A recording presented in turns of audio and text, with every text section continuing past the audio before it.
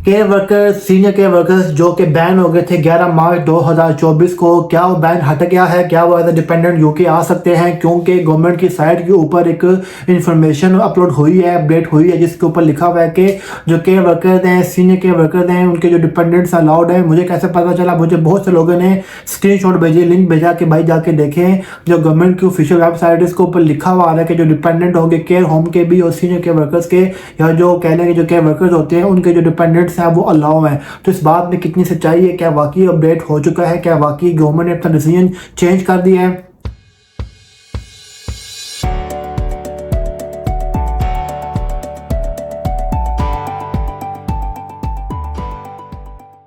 अस्सलाम वालेकुम गाइस, मेरा नाम है शादेब खान। आप देख रहे हैं मेरा चैनल देसी बॉय इन यूके। गाइस आज की वीडियो बहुत ज़्यादा इंपॉर्टेंट है। जो आपको पता है पिछले महीने 11 मार्च 2024 को केयर वर्कर्स और सीनियर केयर के जो डिपेंडेंट थे गवर्नमेंट ने बैन कर दिए थे। 11 मार्च 2024 की वो डेडलाइन थी, डेट थी फाइनल।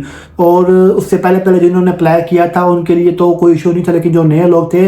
लेकिन अभी जो 11 अप्रैल की जो अपडेट आई है, गवर्नमेंट ने जो कुछ नए रूल्स इंप्लीमेंट किए हैं उनमें कुछ लोग कह रहे हैं कि जो गवर्नमेंट ने जो डिसीजन है वो अपना वापस ले लिया है और अब डिपेंडेंट आ सकते हैं। जो लोग जो केयर वर्कर वीज़ा पे आ रहे हैं, जो लोग सीनियर केयर यूके आ रहे हैं, तो अपने साथ डिपेंडेंट को लेके आ सकते हैं। तो इस बात में कितनी सच्चाई है? क्या वाकई ऐसा हुआ है? तो जी बिल्कुल, गवर्नमेंट ने इसको अपडेट किया है, साइट के ऊपर इंफॉर्मेशन मौजूद है। मैं आपको दिखाता भी हूँ और पूरी पढ़ के मैं आपको सुनाता भी हूँ कि क्या वाकई में आप एज ए डिपेंडेंट यूके आ सकते हैं फॉर केयर वर्कर वीज़ा के। जो लोग मेन एप्लीकेंट है वो केयर वर्कर भी हो या फिर वो एज ए सीनियर केयर हो, तो क्या आप एज ए डिपेंडेंट के साथ यूके आ सकते हैं कि नहीं आ सकते? तो आपको स्क्रीन के ऊपर नजर आ रहा होगा, उसमें लिखा हुआ क्या है। ये जो आप जैसा जो गवर्नमेंट की वेबसाइट है, मैंने यहीं से उठाया इसको। और इमिग्रेशन रूल्स ये अपडेट हुआ था जी, ये जो पब्लिश हुआ है जी 25 फरवरी 2016 की डेट आ रही है। और जो अपडेट हुआ है लेटेस्ट हुआ है जी 11 अप्रैल 2024 को, यानी कि अभी 3-4 दिन पहले ही इन्होंने अपडेट किया इसको। Immigration rules appendix skilled workers. The skilled worker route is for the employer to recruit people to work in the UK including in UK waters in a specific job. A skilled worker must have a job offer in eligible skilled occupation from a home office approved sponsor. तो basically इस paragraph में लिखा हुआ है कि जो skill worker राउट होता है वो एम्प्लॉयर्स के लिए होता है कि वो लोगों को हायर कर सकें, और जो वर्कर्स होते हैं, जो स्किल वर्कर होगा उसके पास जॉब ऑफर का होना ज़रूरी है, वो भी अप्रूव्ड स्पॉन्सर से। आगे चलते हैं जी। A dependent partner and dependent children can apply on this route. जो डिपेंडेंट पार्टनर हो गए या चिल्ड्रन उनके हो गए, डिपेंडेंट पार्टनर से मुराद है लेट्स से जो मेन एप्लीकेंट है और वो लड़की है और डिपेंडेंट का हस्बैंड आ रहा है, यहाँ पे जो हस्बैंड है वो मेन एप्लीकेंट और डिपेंडेंट उसकी पार्टनर आ रही है, लाइक वाइफ आ रही है, तो वो कहते हैं कि dependent partner and dependent children can apply on this route. Skilled worker is a route to settlement. ये सेटलमेंट का राउट होता है। SWA 1.1 for the purpose of this appendix, health and care salary job means a job in one of the following SOC 2020 occupation code। कौन कौन से codes के अंदर आ रहे हैं जो अपने साथ डिपेंडेंट्स को लेके आ सकते हैं इस स्किल वर्कर राउट पे?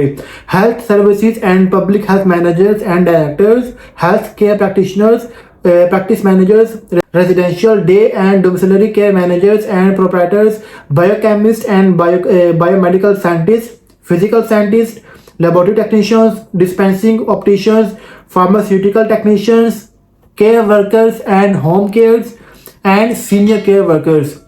ये अब इनके साथ जो कोड आ रहे हैं ना, ये लेटेस्ट कोड है, ये कोड अपडेट हो चुके हैं। पहले कोड था जी केयर वर्कर का था 6145 था और सीनियर केयर का कोड था 6146। अभी कोड आ रहा है 6135 for care worker and home cares and 6136 senior care workers. यहाँ तक तो इन्फॉर्मेशन लिखी हुई है उन्होंने कि आप अपने साथ डिपेंडेंट को लेके आ सकते हैं ये वाले लोग। आगे चलते जाए, आगे का लिखा आ रहा है, आगे आ रहा है जी where the applicant is sponsored, employed और engaged by one of the following. इनमें से किसी एक के साथ भी अगर आपका जो स्पॉन्सर्ड है वो रजिस्टर्ड है या वो स्पॉन्सर कर रहा है आपको, वो कौन सा जी ट्रस्ट? एक आ रहा है जी इंग्लैंड में आ रहा है NHS foundation trust, NHS trust, the care quality commission, health education England, health research authority. तो ये पूरी लिस्ट आ रही है आपको स्क्रीन पर नजर आ रही होगी। इनमें से किसी एक के साथ भी अगर रजिस्टर्ड है तो आप जो है उसको डिपेंडेंट आपका यूके आ सकता है आपके साथ।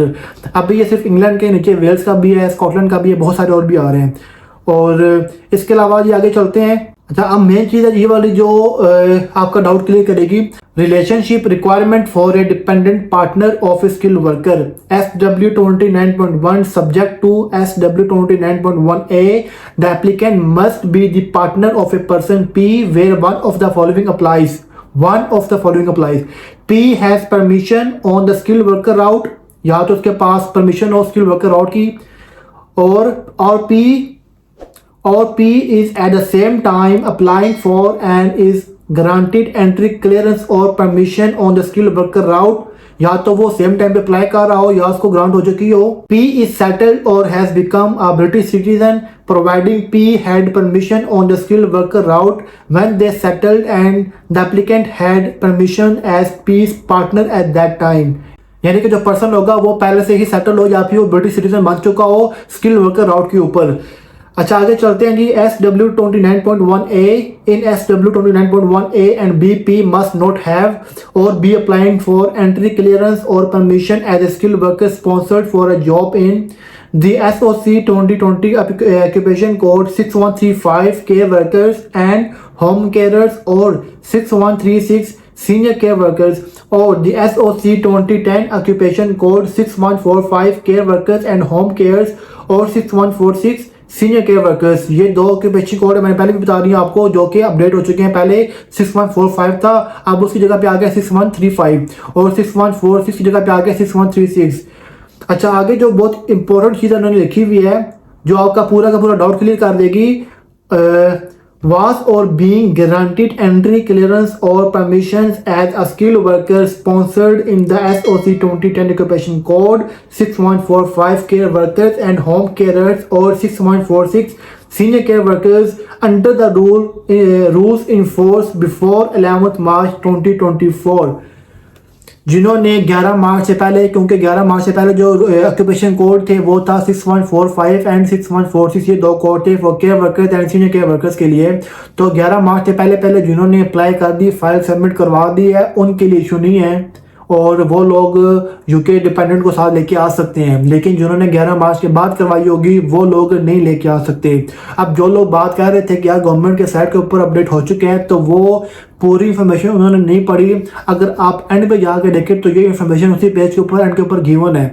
वो लोग ऊपर से पढ़ के बता रहे हैं कि यार इस पे लिखा हुआ आ रहा है कि जो केयर वर्कर्स हैं या सीनियर केयर वर्कर्स हैं कोड 6136 एंड 6135 एंड 36 वाले, वो अब डिपेंडेंट को यूके लेके आ सकते हैं। लेकिन ऐसा नहीं है, वो हाफ इन्फॉर्मेशन है।